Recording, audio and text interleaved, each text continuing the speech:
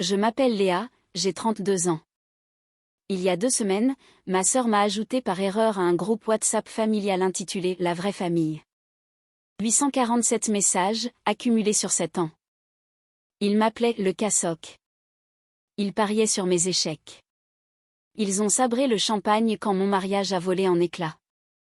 Ma propre mère a écrit, je cite mot pour mot, au moins, elle n'a pas d'enfant. Ça fait un petit enfant de moins dont il faut s'occuper. J'ai fait des captures d'écran de tout, absolument tout. Je n'ai pas oublié un seul point, pas une seule virgule. Puis, j'ai envoyé un unique message, merci pour les dossiers. Ce qui s'est passé ensuite lors des 70 ans de ma grand-mère? Je pense que personne dans ma famille ne pourra jamais l'oublier. Tout a commencé il y a 6 semaines. Mon téléphone a sonné à 7 heures du matin. Le nom de mamie Éléonore s'est affiché. Léa, ma chérie, je fête mes 70 ans bientôt. Je veux que tu sois là. Ma poitrine s'est serrée. Pas de peur, mais de surprise. Mamie m'appelait directement. D'habitude, les annonces familiales passaient par le groupe de discussion, celui où je pensais avoir été simplement oubliée. Bien sûr, mamie, je ne raterai ça pour rien au monde. Après avoir raccroché, je suis restée assise sur mon lit pendant un long moment à repenser aux 10 dernières années. Chaque samedi matin, je l'emmenais à ses rendez-vous chez le cardiologue à l'hôpital. Chaque dimanche après-midi, je rangeais sa maison pendant qu'elle faisait la sieste. Chaque soir tard, je restais à ses côtés quand la solitude se faisait trop pesante et qu'elle avait juste besoin de parler. Chloé, ma demi-sœur plus jeune, ne venait que pour les photos de Noël. Elle les postait sur Instagram avec des légendes comme la famille, c'est tout suivi de cœurs rouges. Ses 50 000 abonnés adoraient ça. Je n'ai jamais rien dit. Qu'y avait-il à dire? 3 jours avant la fête, j'ai appelé ma mère pour lui demander le code vestimentaire. Oh, juste une tenue décontractée, ma chérie, m'a-t-elle dit. Rien de chic. Je l'ai cru. Puis, je suis passée chez elle pour déposer les médicaments de ma grand-mère. Je les avais récupérés à la pharmacie en sortant du travail. Maman était dans la cuisine, son téléphone posé sur le plan de travail. Une notification de Chloé est apparue. Je n'ai pas voulu regarder, mais l'aperçu était juste là, n'oublie pas, robe de cocktail. Le photographe arrive à 16 heures. Mon estomac s'est noué. Décontracté. Elle m'avait dit décontracté. J'ai posé les médicaments et je suis partie sans dire au revoir. Peut-être qu'elle a juste oublié, me suis-je dit. Peut-être qu'elle s'est embrouillée. Mais une sensation de froid s'est installée dans ma poitrine. Un sentiment que j'ignorais depuis des années. Le lendemain soir, j'ai fait quelque chose que je fais rarement. J'ai appelé Chloé. Nous n'étions pas proches. Nous avions la même mère, mais des pères différents, des enfances différentes, tout nous opposait. Pourtant, c'était ma sœur. Je voulais essayer. Salut Chloé. J'appelais pour la fête de mamie. Tu as besoin d'aide pour quelque chose? Un silence, puis, oh, mamie t'a invité aussi. Le aussi a résonné comme une gifle. Elle m'a appelé elle-même, ai-je répondu prudemment. Ah bon? La voix de Chloé était plate. Je veux dire, c'est un truc de famille, donc tu vois. Je ne voyais pas. C'était bien là le problème. Qu'est-ce que tu veux dire? Rien. Laisse tomber. Je dois y aller. Elle a raccroché. 20 minutes plus tard, mon téléphone a vibré. Un message vocal de Chloé. J'ai appuyé sur lecture, mais ce n'était pas pour moi. Mon Dieu, elle est tellement agaçante à m'appeler comme si on était les meilleurs amis du monde. La voix de Chloé était étouffée, elle parlait clairement à quelqu'un d'autre. Elle se prend pour une VIP juste parce que mamie l'aime bien. Je ne comprends même pas ce que mamie lui trouve. Des rires en arrière-plan. Puis le message a coupé. Mon téléphone a vibré à nouveau. Un SMS de Chloé, oups. Envoyé par erreur. N'y fais pas attention. Lol. J'ai fixé l'écran. N'y fais pas attention. 5 mots. C'est tout ce qu'elle avait à dire. Je voulais croire que Chloé passait juste une mauvaise journée. Les sœurs se disputent parfois, non? On dit des choses qu'on ne pense pas. Mais au fond de moi, une partie de moi savait. Ce n'était pas nouveau. Ce n'était pas un dérapage unique. C'était juste la première fois que je l'entendais vraiment. Et quelque chose me disait que ce message vocal n'était que la partie émergée d'un très gros et très vilain iceberg.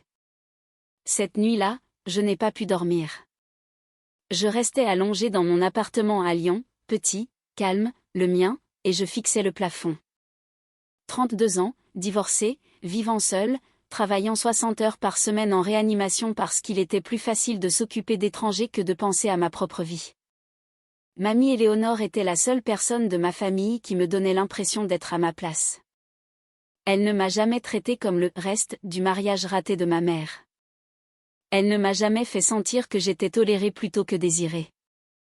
Quand j'avais 12 ans et que je pleurais parce que les autres enfants avaient leur père au bal de l'école, mamie est venue en costume cravate et a dansé avec moi toute la soirée. Mais mamie avait 70 ans maintenant. Son cœur n'était plus ce qu'il était. 3 stents, 2 alertes sérieuses, et une conversation où elle m'a pris la main en disant « Promets-moi que tu iras bien quand je ne serai plus là. » Si je la perdais, je n'aurais plus personne. Pas vraiment. J'ai pensé à l'enterrement de mon grand-père il y a 3 ans. 200 personnes entassées dans l'église. J'étais assise au dernier rang. Personne ne s'est assis avec moi. Personne n'a demandé si j'allais bien. Ma mère était trop occupée à se faire consoler par Chloé et tante Sylvie pour même me regarder. C'est là que mamie m'a trouvée. Elle s'est glissée sur le banc à côté de moi. Elle n'a pas dit un mot, elle a juste tenu ma main. Je me suis souvenue de quelque chose qu'elle avait dit une fois, presque par hasard, je note tout. Tu sais, qui fait quoi, qui est présent. Mamie garde une trace. À l'époque, je pensais qu'elle parlait de listes de courses ou d'horaires de médicaments. Maintenant, je me demandais si, en restant silencieuse, en faisant semblant que tout allait bien, j'allais finir par tout perdre. Pas seulement mamie, mais moi-même.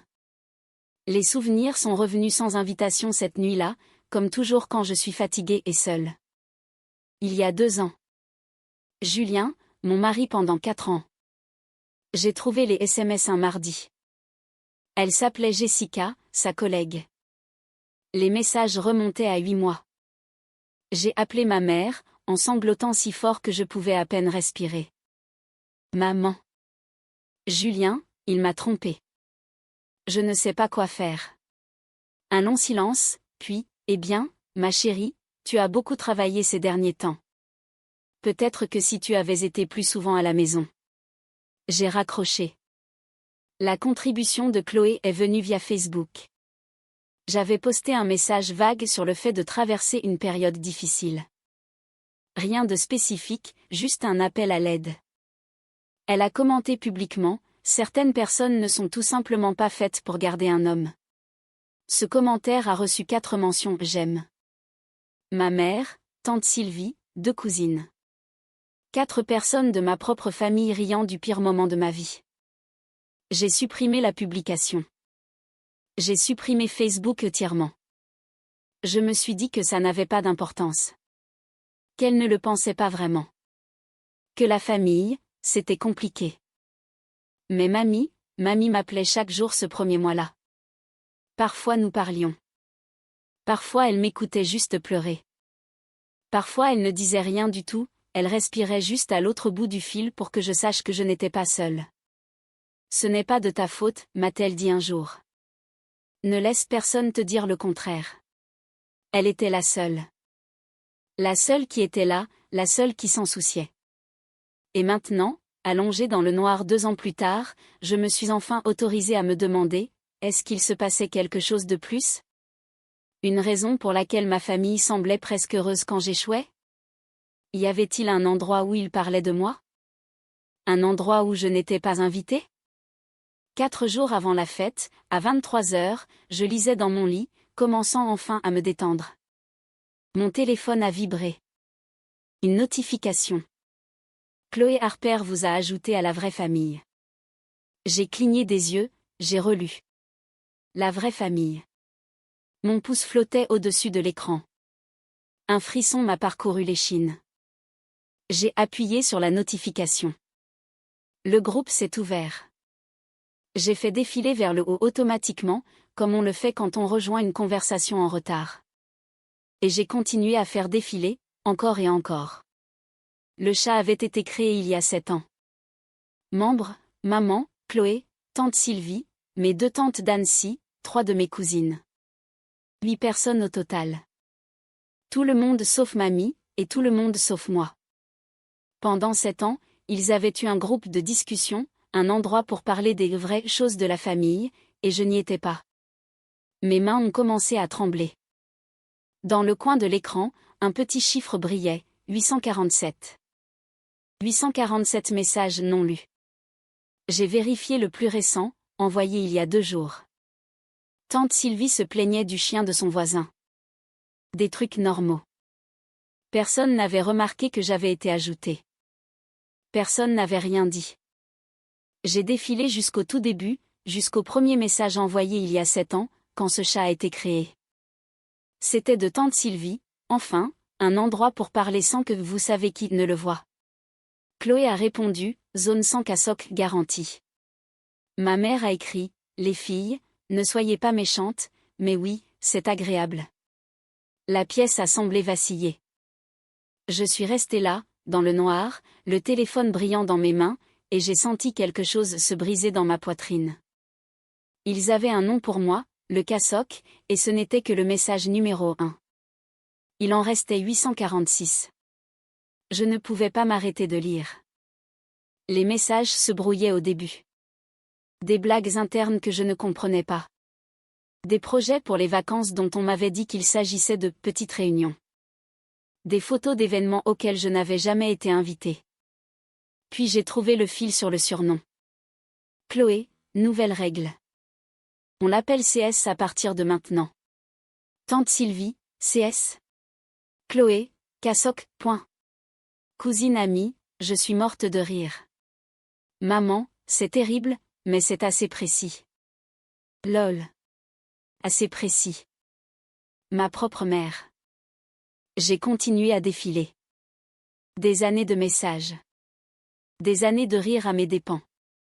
Quand j'ai perdu mon premier poste d'infirmière à 26 ans, à cause de coupes budgétaires et non de mes performances, ils ont fêté ça. Tante Sylvie a écrit, je savais qu'elle ne tiendrait pas le coup. Chloé, combien de temps avant qu'elle demande de l'argent à maman? Maman, elle ne le fera pas. Trop fière. C'est ça son problème. Quand j'ai commencé à sortir avec Julien. Chloé, oh mon Dieu, le cassock a un mec. Je prends les paris sur la durée. Tante Sylvie, je donne 2 ans max. Cousine amie, optimiste. Je dis 18 mois. Ils pariaient sur ma relation comme si c'était un match de foot.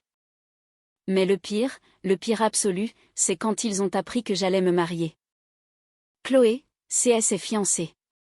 Tante Sylvie, à qui? Est-ce qu'il sait dans quoi il s'embarque? Maman, pour être honnête, je suis surprise. Je n'aurais jamais pensé qu'elle trouverait quelqu'un. Chloé, je lance la cagnotte pour le divorce. Je mise 50 € sur moins de 5 ans. Tante Sylvie, j'en prends 3. Maman, vous êtes affreuses les filles. Mettez-moi sur 4 ans. Ma mère a parié sur l'échec de mon mariage. Ma mère. Je suis restée dans le noir, les larmes coulant sur mon visage, et j'ai lu chaque mot. J'ai trouvé les messages du divorce à 2 heures du matin. Mes mains étaient crispées à force de défiler. Mes yeux me brûlaient, mais je ne pouvais pas m'arrêter. Je devais savoir. J'ai cherché la date. Il y a 2 ans, la semaine où j'ai dit à ma famille que Julien m'avait trompée, que mon mariage était fini. Chloé, les gars, devinez quoi? Tante Sylvie, quoi? Chloé, CS divorce. Tante Sylvie, pas possible. Enfin. Je le savais. Cousine amie, qui a gagné le pari? Tante Sylvie, attends, je vérifie. 4 ans et 3 mois. C'est moi la plus proche avec mon estimation de 3 ans. Chloé, ah, bon. Mais j'étais proche avec 5. Tante Sylvie, payée, mesdames. 50 € chacune. J'ai arrêté de respirer. Elles avaient réellement collecté de l'argent sur mon divorce. Mais c'est devenu encore plus sale. Maman vient de raccrocher avec elle. Elle pleurait. Tante Sylvie, et alors? Maman, rien. Elle s'en remettra. Au moins, elle n'a pas d'enfant. Ça fait un petit enfant de moins dont il faut s'occuper. Chloé, c'est le côté positif. Cousine amie, franchement, qui tromperait quelqu'un d'aussi ennuyeux? Chloé, c'est clair. Je suis surprise qu'il ait attendu aussi longtemps. 47 messages ont suivi, analysant mon mariage raté, spéculant sur ce que j'avais fait de mal, célébrant le fait que j'étais seule. Pas une seule personne, pas une seule, n'a demandé si j'allais bien. Personne n'a suggéré de m'appeler. Elles ont juste ri, parié et empoché leur gain. Mes mains ne tremblaient plus. Quelque chose avait changé. Les larmes avaient séché sur mes joues. La douleur était toujours là, mais en dessous, quelque chose de plus dur se formait. Quelque chose de froid et de clair. Ils ne m'avaient jamais considéré comme faisant partie de la famille. Jamais. Et maintenant, j'en avais la preuve. J'ai arrêté de lire à 3 heures du matin, non pas parce que j'avais fini, mais parce que je savais ce que je devais faire. Je suis revenue au début et j'ai commencé à faire des captures d'écran de chaque message, de chaque réaction, rire, de chaque pari. Méthodique, organisé. De la même manière que je prépare les dossiers des patients à l'hôpital. Dossier, la vraie famille, archive complète. Pendant que je travaillais, j'ai remarqué quelque chose d'il y a 6 mois. Une conversation qui m'a fait tressaillir. Chloé, mamie devient bizarre. Elle a ce carnet dans lequel elle écrit constamment. Tante Sylvie, quel genre de carnet? Chloé, je ne sais pas. Un genre de journal. Je l'ai vu écrire des noms dedans. Maman, elle a 69 ans. Elle note probablement ses médicaments ou un truc du genre. Chloé, j'ai vu le nom de Léa dedans, plusieurs fois. Tante Sylvie, bizarre. Chloé, grave. Elle est obsédée par elle. C'est malsain. J'ai lu cet échange 3 fois. Mamie avait un carnet. Elle écrivait des noms. Mon nom spécifiquement. Je me suis souvenu de ce qu'elle avait dit à l'enterrement de mon grand-père. Je garde une trace, ma chérie. Je garde toujours une trace. À l'époque, je pensais qu'elle parlait émotionnellement. Mais et si c'était littéral? Et si mamie en savait plus que ce que tout le monde imaginait? J'ai fini les captures d'écran à 4h17 du matin. 847 messages, 7 ans de preuves, tout était sauvegardé. Personne dans le groupe n'avait remarqué ma présence. Le dernier message datait toujours d'il y a 2 jours. Tout le monde dormait, faisant de beaux rêves innocents. J'ai ouvert une nouvelle fenêtre de texte, j'ai tapé lentement, merci pour les dossiers, Léa. Mon doigt a hésité au-dessus du bouton envoyer. La fête était dans 4 jours, le 70e anniversaire de mamie. Chaque personne de ce groupe serait là. J'ai appuyé sur envoyer. Puis j'ai quitté le groupe. À 4h19, mon téléphone a explosé. Chloé appelle, refusé. Chloé appelle encore, refusé. Maman appelle, refusé. Les SMS ont commencé à pleuvoir. Chloé, Léa, s'il te plaît, décroche. Chloé, j'étais bourrée quand je t'ai ajouté. Je te jure que c'était un accident. Chloé, s'il te plaît, on peut parler? Maman, ma chérie, peu importe ce que tu as lu, ce n'est pas ce que tu crois. On se défoulait juste. Toutes les familles font ça. Tante Sylvie, Léa, n'en fait pas tout un plat. Ce sont des trucs de famille privée. Trucs de famille privée. C'est comme ça qu'elles appelaient 7 ans de moquerie. Plus d'appels, plus de SMS. À 4h45, 67 messages s'étaient accumulés. Chloé, on t'aime, tu le sais, non? Les sœurs se vannent, c'est tout. Maman, s'il te plaît, rappelle-moi. Parlons comme des adultes. Tante Sylvie, c'est pour ça qu'on ne t'a pas incluse. Tu es trop sensible. Trop sensible. La femme qui a parié sur mon divorce me traitait de trop sensible.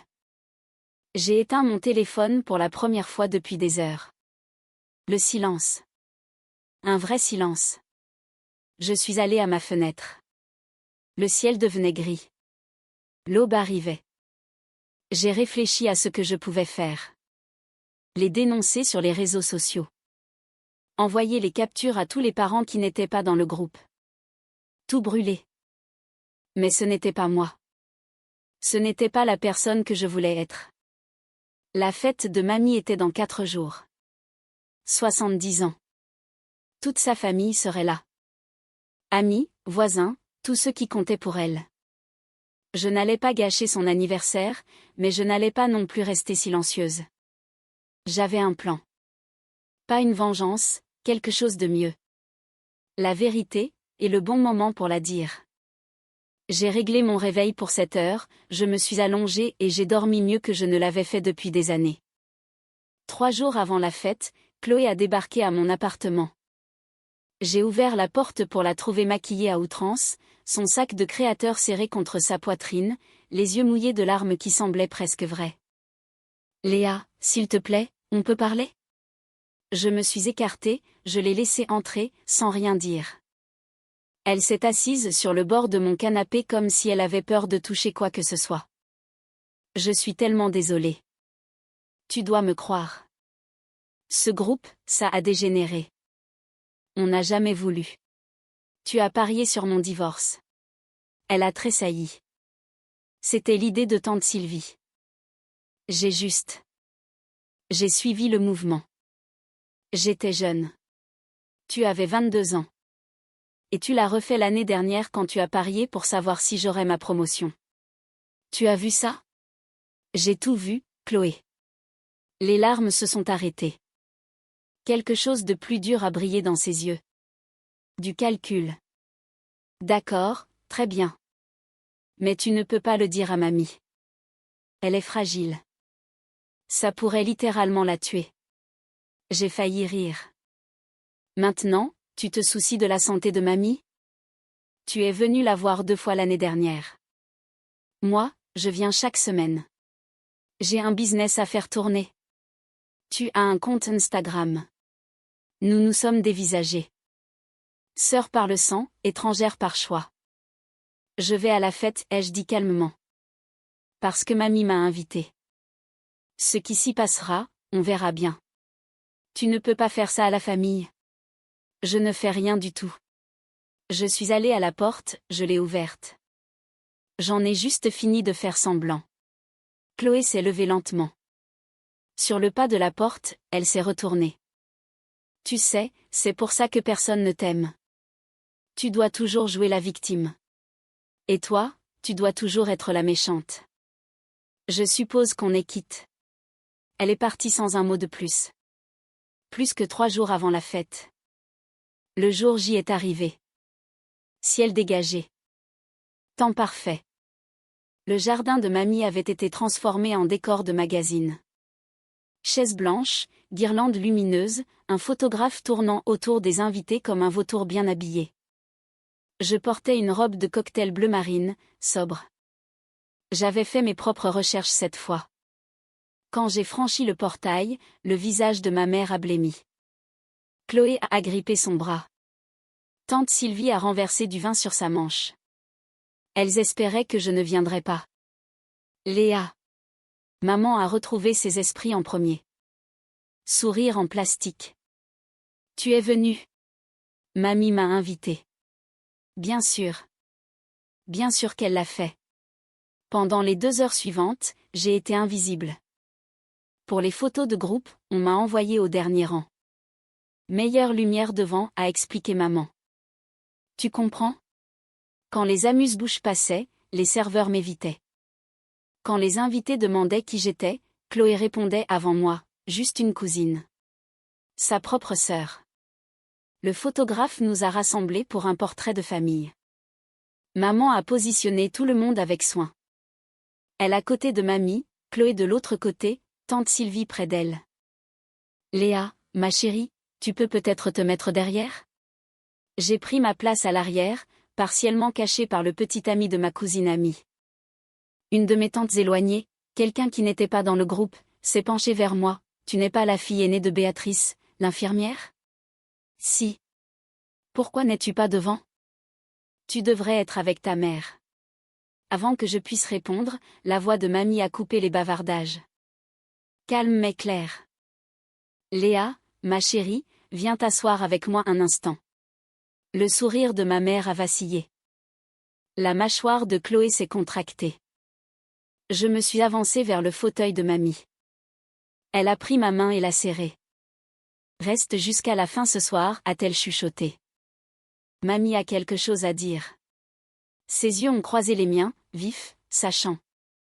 Mon cœur s'est mis à battre à tout rompre. L'humiliation a atteint son paroxysme 2 heures après le début de la fête. Chloé a fait teinter son verre et s'est approchée du micro portable. 50 invités se sont tournés pour regarder. Le photographe s'est positionné pour le cliché parfait. Bonjour à tous. Je veux juste dire quelques mots sur mon incroyable grand-mère. S'en est suivi une performance de 5 minutes. Chloé s'est tamponné les yeux avec un mouchoir brodé, a parlé de souvenirs d'enfance, de la façon dont mamie lui avait appris à cuisiner, de sa présence constante. Je suis tellement reconnaissante, a conclu Chloé, la voix tremblant magnifiquement, d'être la petite fille qui a été à tes côtés pendant toutes ces années. Je t'aime, mamie. Applaudissements. Tante Sylvie a essuyé de vraies larmes. Ma mère rayonnait. Je me tenais à l'arrière, invisible, et je faisais le calcul. Chloé avait rendu visite à mamie peut-être 15 fois au cours des 5 dernières années. J'y étais chaque semaine. Chaque rendez-vous médical, chaque soirée de solitude, chaque appel à 3 heures du matin quand mamie ne trouvait pas le sommeil. Mais Chloé avait 50 000 abonnés Instagram. Elle savait comment faire le spectacle. Une cousine éloignée s'est tournée vers moi, « Tu ne vas rien dire ?» Avant que je puisse répondre, Chloé est apparue à mes côtés. Oh, Léa est tellement occupée par son travail d'infirmière, elle n'a pas vraiment le temps pour les discours. Elle a ri légèrement. Vous savez comment c'est. Quelques personnes ont ricané. Ma mère a hoché la tête. J'ai senti le poids de 60 paires d'yeux, certains curieux, d'autres dédaigneux, la plupart regardant déjà ailleurs. Une semaine plus tôt, j'aurais souri et j'aurais disparu. Mais j'avais 847 raisons de rester. C'est bon, ai-je dit calmement. Mamie sait qui a été là pour elle en réalité. Le sourire de Chloé s'est figé. À l'autre bout de la pelouse, mamie a croisé mon regard. Elle a fait un signe de tête imperceptible. Pas encore, disait ce signe. Mais bientôt. La fête touchait à sa fin. Les invités commençaient à rassembler leurs affaires. C'est alors que mamie s'est levée. Elle bougeait lentement. 70 ans, ça pèse. Mais sa voix a porté à travers tout le jardin lorsqu'elle a frappé son verre.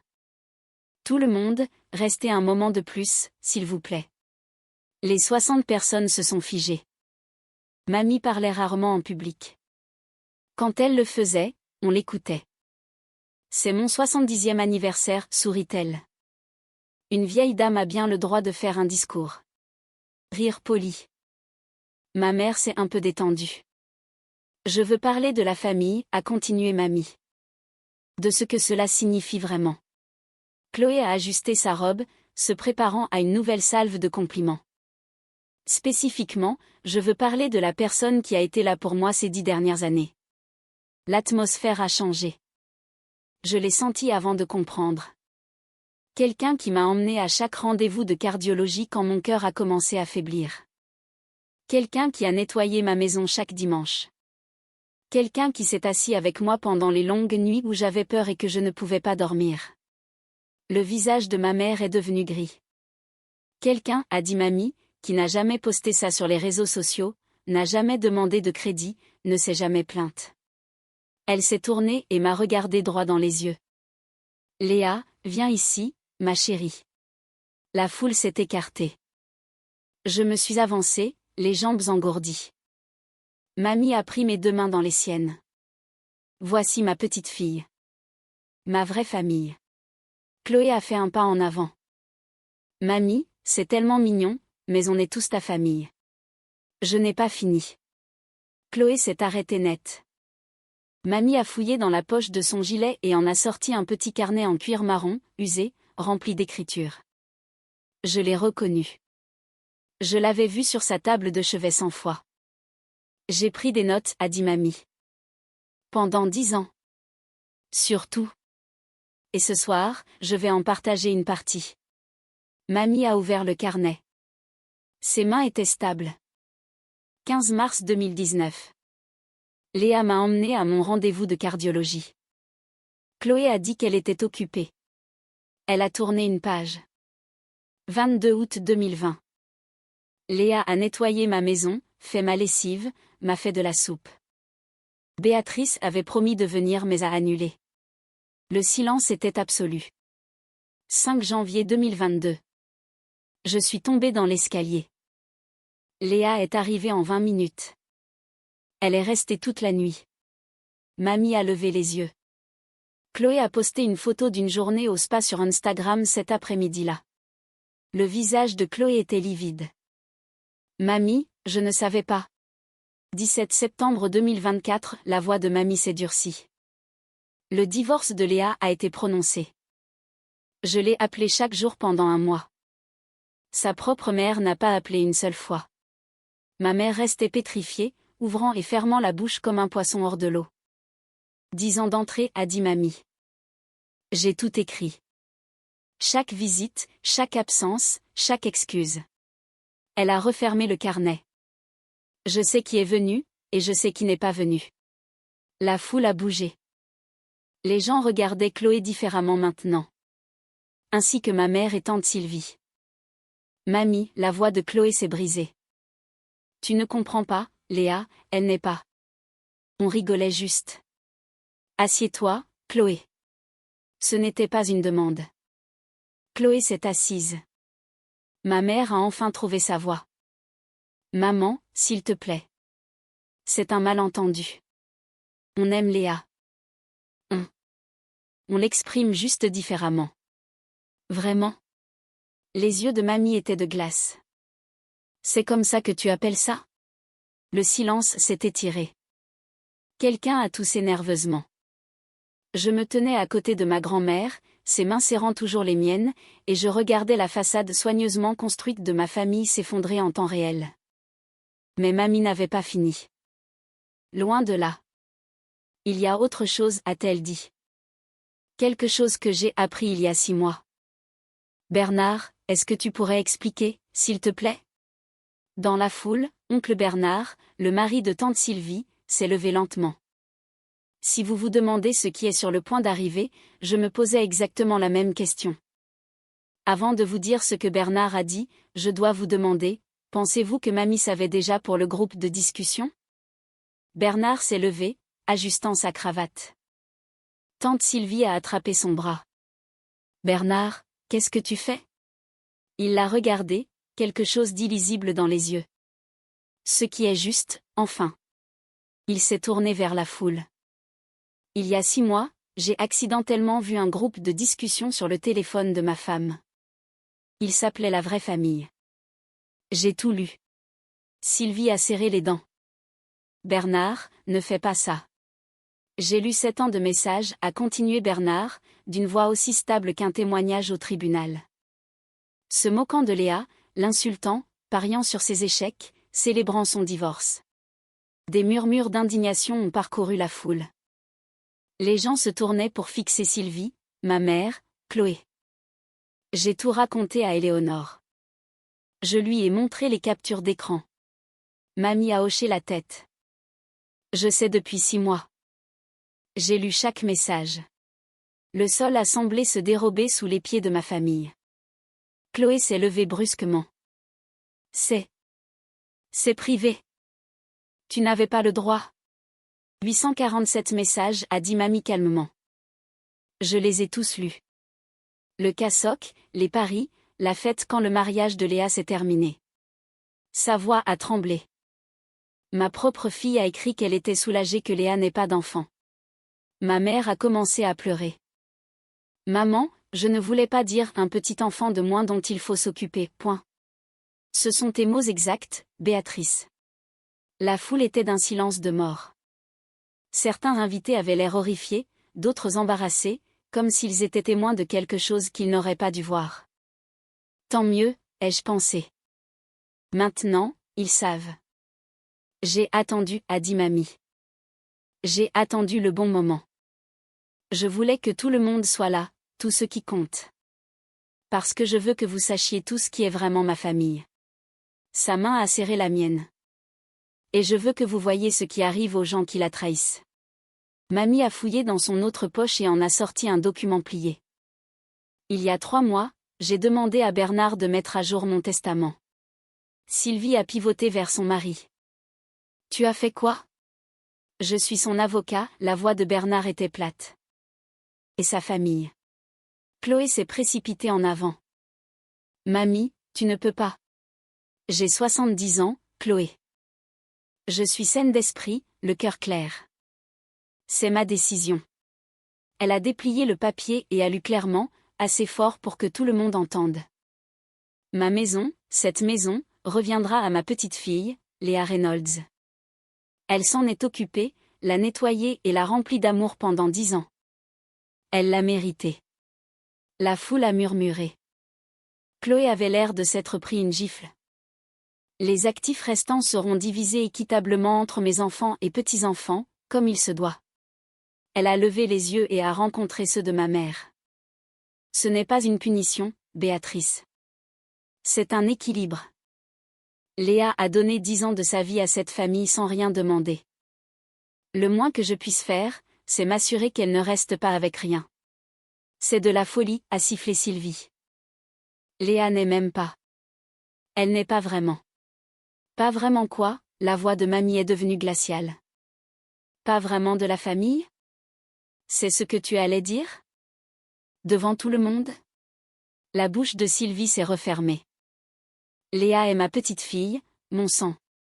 Et plus important encore, elle a été présente à chaque fois. Mamie s'est tournée vers la foule. C'est ça, la famille. Pas des groupes WhatsApp, pas des posts Instagram, pas des paris sur les échecs des autres. Elle a soigneusement replié le document. J'ai pris ma décision. C'est légal. C'est fait. Chloé s'est mise à pleurer. De vraies larmes cette fois, je pense. Ma mère fixait le vide. Sylvie regardait Bernard comme si elle ne l'avait jamais vu de sa vie. Et moi? Je tenais juste la main de mamie. Mamie s'est tournée vers moi. Tu veux dire quelque chose, ma chérie? 60 visages me regardaient.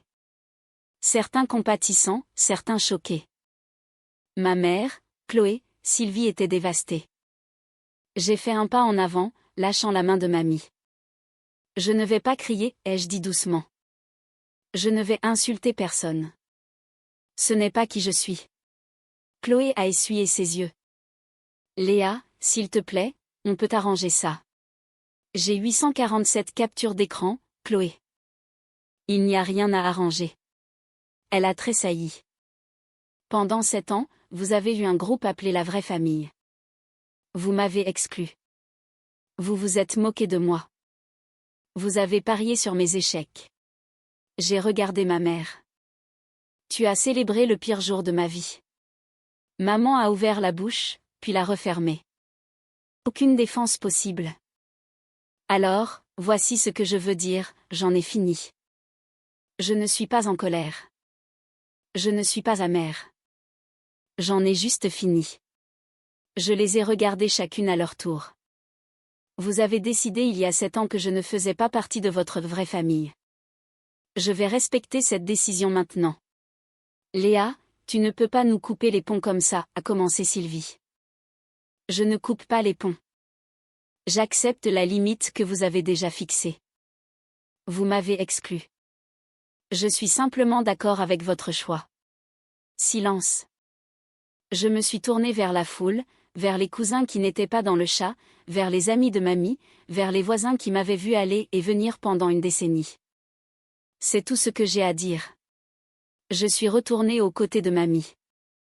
Elle a repris ma main. Je suis fière de toi, a-t-elle chuchoté. Et pour la première fois depuis très longtemps, j'étais fière de moi aussi. La fête s'est terminée dans le silence. Les invités ont ramassé leurs affaires rapidement, évitant de croiser le regard de ma mère et de Chloé.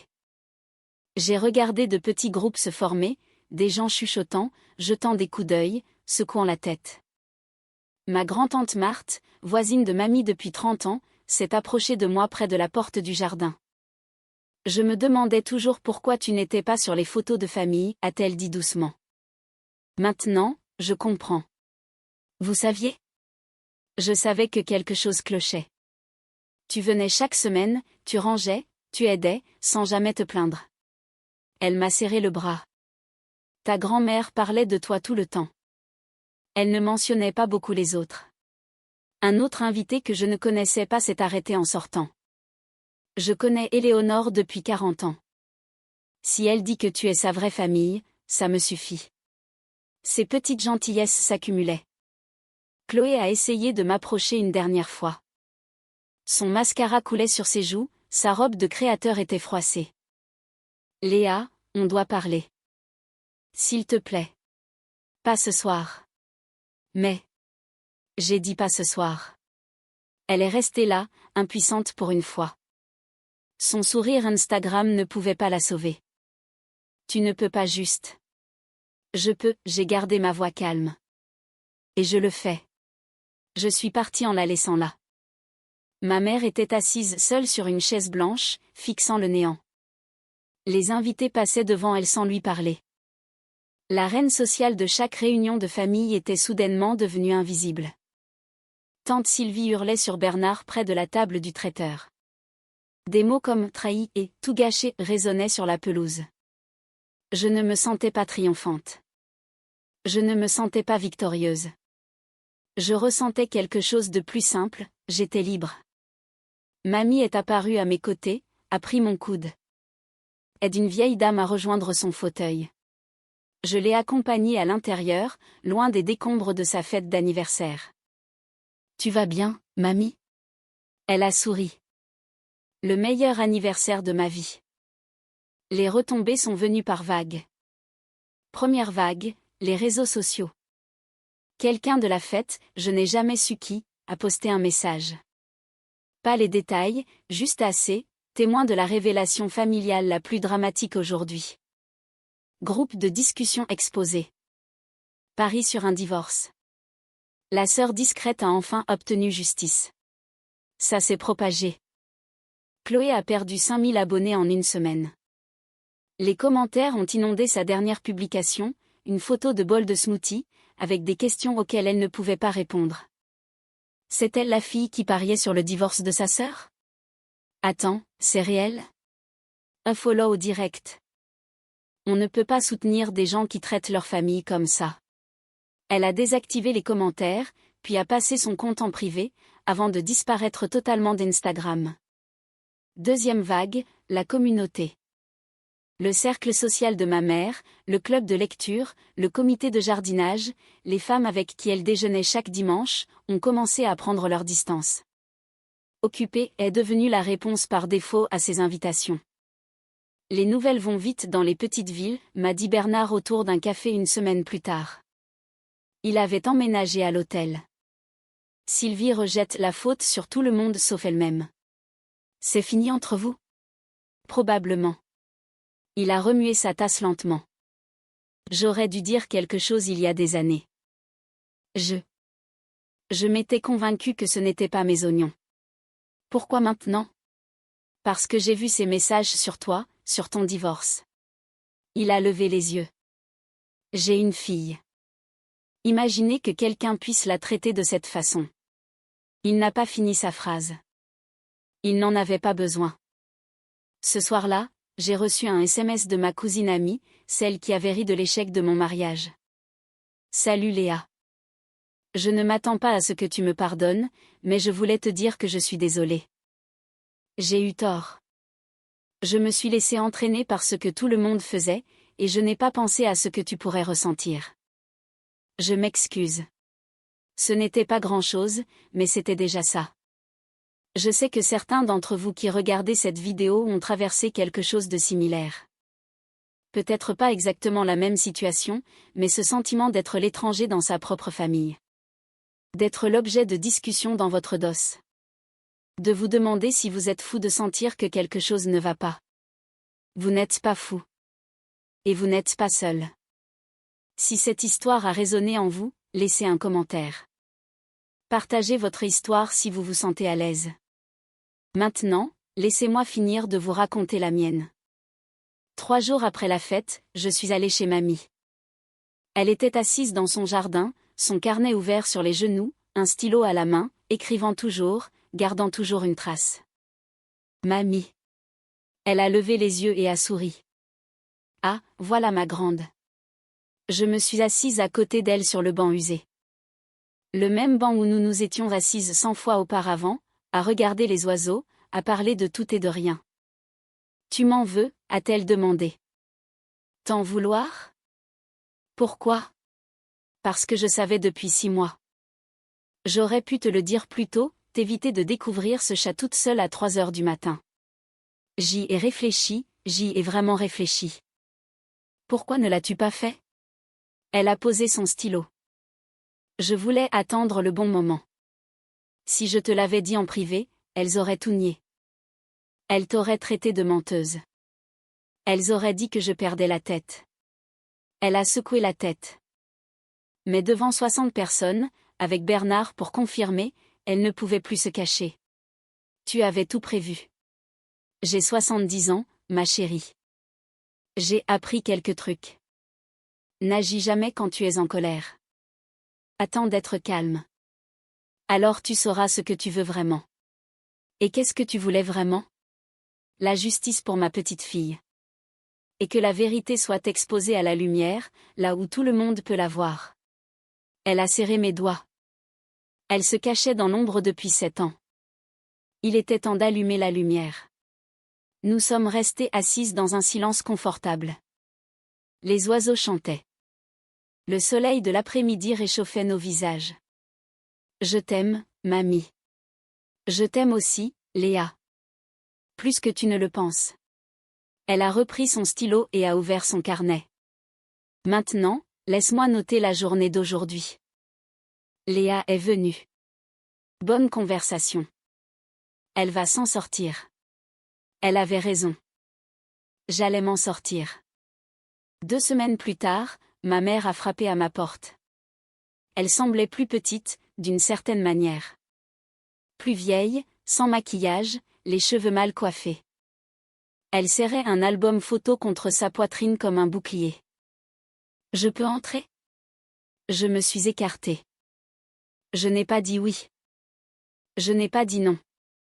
Elle s'est assise sur mon canapé, au même endroit que Chloé quelques semaines plus tôt. Elle a ouvert l'album. Des photos de bébé, mes premiers pas, ma remise de diplôme à l'école maternelle. Je ne sais pas où je me suis trompée, a-t-elle chuchoté. Tu étais mon premier bébé. Je t'ai tellement aimé. Alors qu'est-ce qui s'est passé? Elle a fixé les photos. J'avais honte de mon premier mariage, de cet échec. Quand j'ai épousé le père de Chloé, je voulais repartir à zéro. Et toi, elle a enfin levé les yeux. Tu étais un rappel de tout ce que je voulais oublier. Ce n'était pas une excuse, mais c'était honnête. Ce n'est pas ma faute, maman. Je sais. Des larmes ont coulé sur son visage. Je le sais maintenant. Je l'ai toujours su au fond. J'étais juste incapable de l'affronter. Nous sommes restés en silence. Une vie entière de souffrance entre nous. Qu'est-ce que tu veux, ai-je fini par demander. Réparer ça? Redevenir ta mère? Ça va prendre du temps. Je sais. Je ferai n'importe quoi. Pendant 3 mois, pas de contact. Après ça, on pourra essayer, lentement. Elle a cligné des yeux. 3 mois? Mais Noël? Tu as passé cette Noël dans un groupe qui m'appelait le Cassock. J'ai gardé ma voix ferme. 3 mois, ce n'est pas long. Elle a tressailli, mais elle n'a pas discuté. À la porte, elle s'est arrêtée. Je suis vraiment désolée, Léa. Je sais que les mots ne valent pas grand-chose maintenant, mais je le suis. Alors prouve-le dans 3 mois. Elle est partie. J'ai fermé la porte. Ce n'était pas un pardon, mais c'était une porte laissée entr'ouverte. C'était peut-être suffisant pour l'instant. Chloé a tout essayé. Appels, emails, visites imprévues, cadeaux. Un bouquet de fleurs à 200 € est arrivé un matin avec une carte, ma sœur me manque. S'il te plaît. J'ai donné les fleurs à l'hôpital. 3 semaines après la fête, une lettre est apparue dans ma boîte aux lettres. Écrite à la main, 6 pages. J'ai tout lu. Elle écrivait sur le fait d'avoir grandi jalouse de ma relation avec mamie. Sur le fait de se sentir seconde malgré de meilleurs vêtements, de meilleures notes, un meilleur compte Instagram. Sur le fait d'avoir créé le groupe parce qu'elle voulait un endroit où elle appartenait, où elle était la préférée. Je sais que je ne peux pas effacer 7 ans, écrivait-elle. Mais je veux que tu saches que je comprends maintenant. J'ai été cruelle parce que j'avais peur. Ça ne rend pas les choses acceptables. Rien ne les rend acceptables. Je suis restée longtemps avec cette lettre. Puis j'ai répondu. Une page, claire et finale.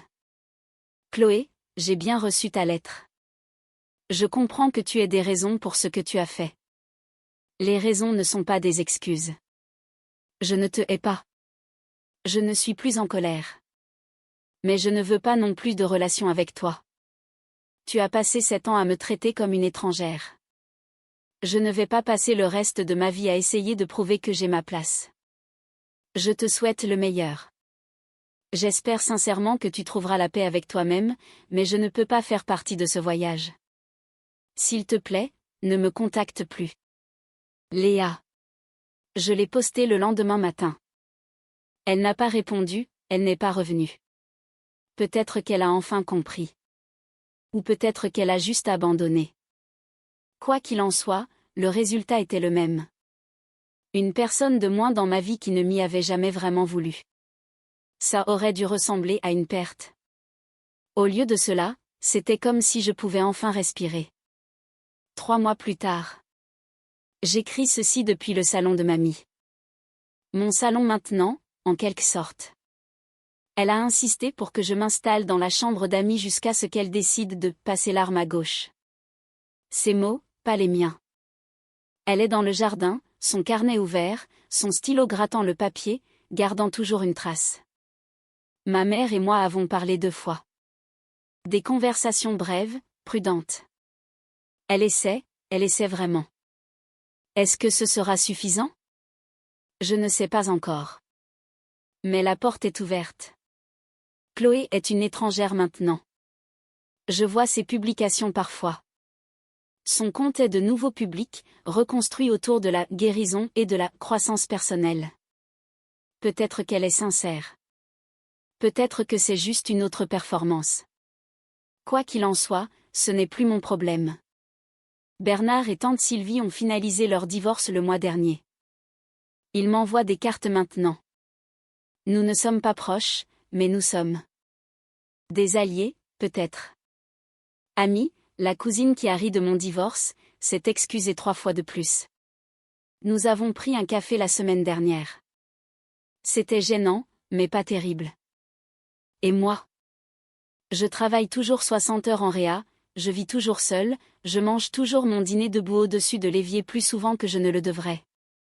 Mais quelque chose est différent. Je n'ai plus l'impression d'attendre une permission. La permission d'exister, d'être vue, de compter. Mamie m'a dit quelque chose hier pendant que nous regardions le coucher du soleil depuis le perron. Tu sais ce qui est le mieux quand on vieillit? Quoi?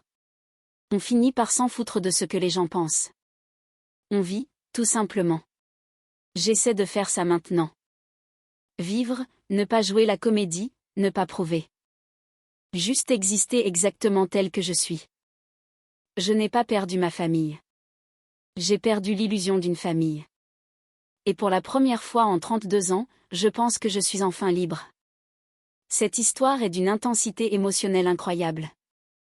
Elle met en lumière une réalité souvent taboue, la toxicité qui peut exister au sein d'un cercle familial. Le concept de ce groupe WhatsApp secret est tout simplement révoltant, mais ce qui est encore plus frappant, c'est la résilience de Léa. Passer 7 ans à être le bouc émissaire sans le savoir, tout en étant la seule personne réellement présente pour sa grand-mère, montre une force de caractère exceptionnelle. La figure de la grand-mère est aussi fascinante, elle représente cette sagesse silencieuse qui observe tout et attend le moment opportun pour rétablir la justice. C'est une belle leçon sur la différence entre la famille de sang et la famille de cœur.